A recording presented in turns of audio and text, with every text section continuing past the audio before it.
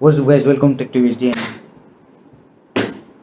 welcome to TechTVHD and this video is all about how to root Android phones and what are the advantages and disadvantages about rooting Android phones। तो ये video उन लोगों के लिए जो मुझे comment section में पुराने वीडियोस के कमेंट सेक्शन में आज भी पूछते हैं कि मेरा फ़ोन रूट कैसे करूँ। उसके बाद जब मैं पूछता हूँ कि एक रीज़न बताओ रूट करने का, तो उनका रीज़न कॉमनली यही होता है कि मुझे अपने फ़ोन में पबजी जैसा गेम इजीली चलाना है या फिर मुझे अपना फ़ोन फास्ट करना है कुछ हैवी ऐप्स चलाने के लिए। तो देखो, सबसे पहले तो सबसे बड़ा झूठ ये फैला है लोगों में कि रूट करने के बाद आपका फ़ोन फास्ट हो जाता है। ऐसा नहीं बोल रहा हूँ कि आप फास्ट नहीं कर सकते, फास्ट कर सकते, लेकिन कर सकते और हो जाता है, इन दो चीज़ों में फ़र्क है। मैन्युअली करना पड़ता है कुछ ऐप्स या कुछ कर्नल्स इंस्टॉल करके, उसको हम बोलते हैं ओवरक्लॉकिंग। वो चीज़ करनी पड़ती है आपके फ़ोन में, तब जाके फ़ोन फास्ट होता है। और इस चीज़ के लिए, ओवरक्लॉकिंग के लिए सभी फ़ोन्स कंपैटिबल नहीं होते। तो इसलिए रूट करने से पहले 10 बार सोचो या हुआ थोड़ा हाथ पैर मार के रिसर्च करो और उसके बाद रूटिंग का डिसीजन लो। क्योंकि रूट करने के बाद आपको थोड़े बहुत जो अपडेट्स मिलेंगे कंपनी की तरफ से, जिसकी वजह से आपका फ़ोन थोड़ा बहुत ऑप्टिमाइज्ड हो सकता है, वो भी नहीं होगा। तो इसलिए थोड़ा बहुत इन्फॉर्मेशन निकालो कि आपके फ़ोन को कुछ फ़ायदा है या नहीं रूट करके, आप ओवरक्लॉक कर सकते हो या नहीं, आपके फ़ोन के लिए कुछ overclocked optimised custom ROMs available है या नहीं। ये सब चीज़ें आप पहले जान लो और उसके बाद ही रूटिंग का डिसीजन लो, यही मैं बोलूँगा। और दूसरी बात, बहुत सारे लोगों में ऐसे डाउट्स होते हैं कि रूट करने के बाद आपका फ़ोन इनसिक्योर हो जाता है, हैकिंग के चांसेस बढ़ जाते हैं। तो ये बात एक क्लियर करनी है कि ऐसा कुछ भी नहीं है। आपका फ़ोन उल्टा और ज़्यादा सिक्योर हो जाता है। आपके फ़ोन को जो आपके फ़ोन को जो ओटी अपडेट्स मिलते हैं आपके कंपनी की तरफ से, वो बंद हो जाते हैं। आपका फ़ोन वारंटी में नहीं रहता। ये दो जो नेगेटिव चीज़ें वही हो सकती है आपके फ़ोन के साथ। बाकी हैकिंग वैकिंग के तो चांसेस नहीं होते, ये सब झूठ है। अगर आपकी मस्ती की वजह से कुछ हो रहा है, जैसे आप बिना सोचे समझे कुछ ऐप्स इंस्टॉल करते हो अपने फ़ोन में मस्ती के लिए, तो आपके फ़ोन की गारंटी कोई नहीं दे सकता। लेकिन रूट करने के बाद आपका फ़ोन और भी ज़्यादा सिक्योर हो जाता है। आपको सब मैन्युअली करना पड़ता है और कुछ चीज़ें तो ऐसी है कि रिकवरी में जाके फ्लैश करनी पड़ती है, आप डायरेक्ट फ्लैश भी नहीं कर सकते। अब मैं बताऊंगा आपको कुछ इजी स्टेप्स, कुछ सबसे बेस्ट और सबसे सेफ तरीका कि आपको रूट कैसे करना है आपके फ़ोन को। सबसे पहले जाए गूगल में, वहाँ पे अपने फ़ोन का मॉडल नंबर लिखे, कंपनी का जो भी है, समझो सैमसंग गैलेक्सी नोट 10 है, Samsung Galaxy note 10 stock firmware sammobile.com लिखे। उसके बाद स्टॉक फॉर्मवेयर डाउनलोड करें। स्टॉक फॉर्मवेयर को फ्लैश करने के लिए जो फ्लैश टूल होता है, जैसे सैमसंग का होता है ओडी, वो डाउनलोड करें। हर एक फ़ोन का अलग अलग होता है, मैं सैमसंग की बात कर रहा हूँ तो सैमसंग का ही लेके चलते हैं। तो आप सबसे पहले स्टॉक फर्मवेयर डाउनलोड करें, स्टॉक रोम डाउनलोड करें अपने फ़ोन का। ये सब मैं क्यों बोल रहा हूँ, क्योंकि अगर आपने रूट रिसोर्सेज फाइल डाउनलोड किए, थोड़ा भी इधर का उधर कुछ फ्लैश हो गया गलती से या फिर कुछ भी धतिंग हो गया, तो आपका फ़ोन होने वाला है सॉफ्ट ब्रिक। हार्ड ब्रिक होने के सिर्फ 5-10% चांसेस होते हैं, जो कि जितने जल्दी होता नहीं है।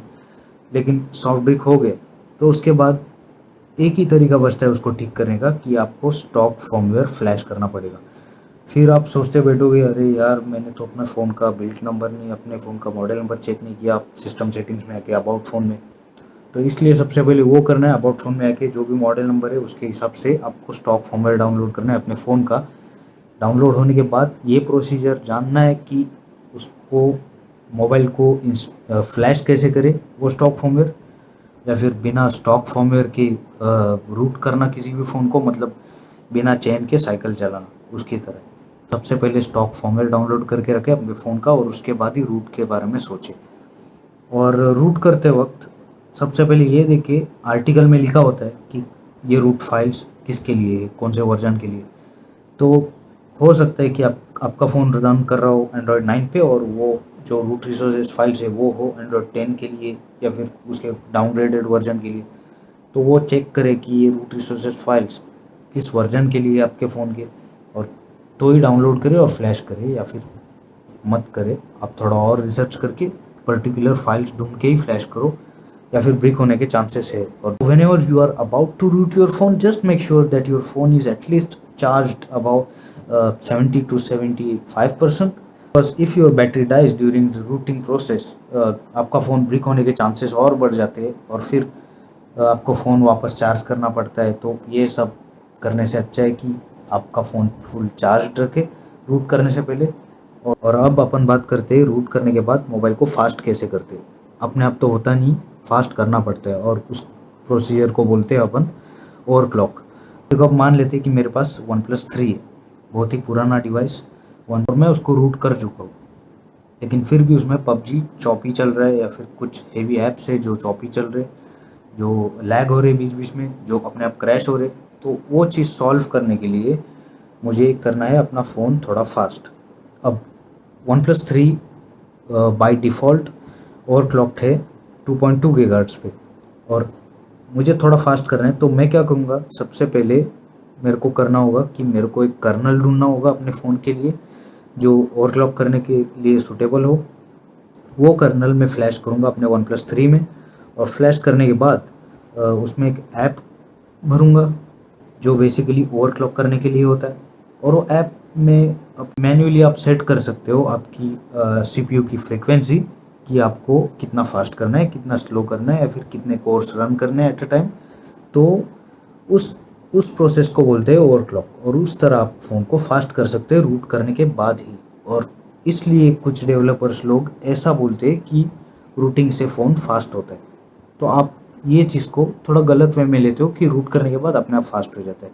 ऐसा नहीं है, आपको फास्ट करना पड़ता है ये मैन्युअली ये सब चीज़ें करके।